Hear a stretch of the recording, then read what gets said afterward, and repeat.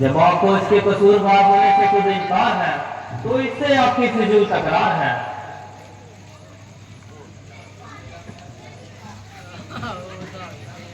मेरा क्या इख्तियार है जो खुद मौत का तरफदार है। लक्ष्मण, तुम इनको अधिक ना सताओ, जरा इधर को आओ। जरा गुस्से को थाम लीजिए और मेरे साथ कलाम कीजिए। पहले इसको मेरी आंखों से दूर कर दो। इसका इलाज तो मैं पहले ही बता चुका हूं। मुनीवर, देखो वो फिर बोलता है और मौत रस में बिछ करता है। अब से कदा भी नहीं बोलिएगा। कहिए क्या आज्ञा है? क्या वास्तव में ये तुम्हारा ही कसूर है? बेशक, जो दंड आप दे मुझे मंजूर है। मुझे संदेह है कि तुमने ही जो दोष उठाया है।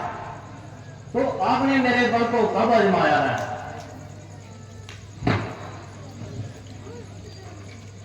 लीजिए इस तनिष्क का चिल्ला चढ़ा कर कमाल कीजिए और मेरा इत्मीनान कीजिए।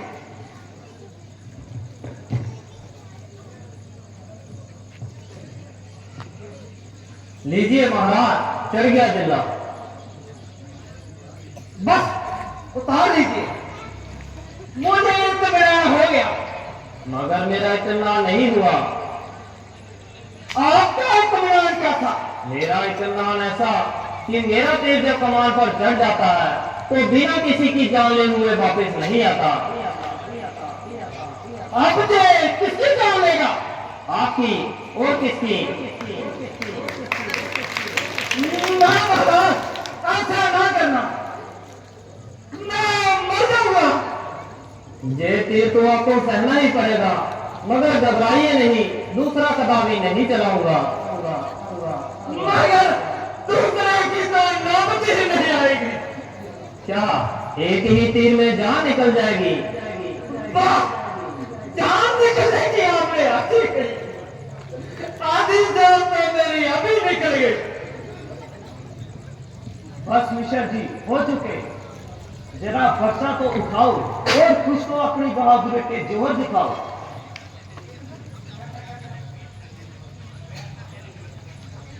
वह बहादुर नहीं कहलाते हैं जो अपना आप ध्यान करे, वह काम नहीं कर सकते हैं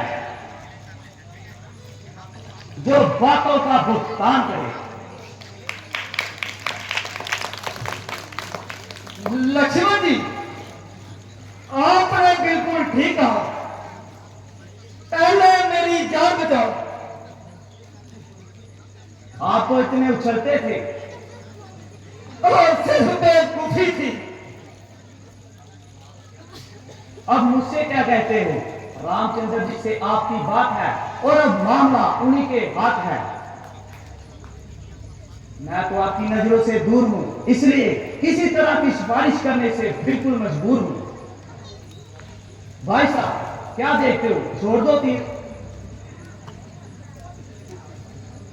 मैं आपका भिखारी हूं, मुझे जीवन दान दीजिए और मुझ पर इतना एहसान कीजिए।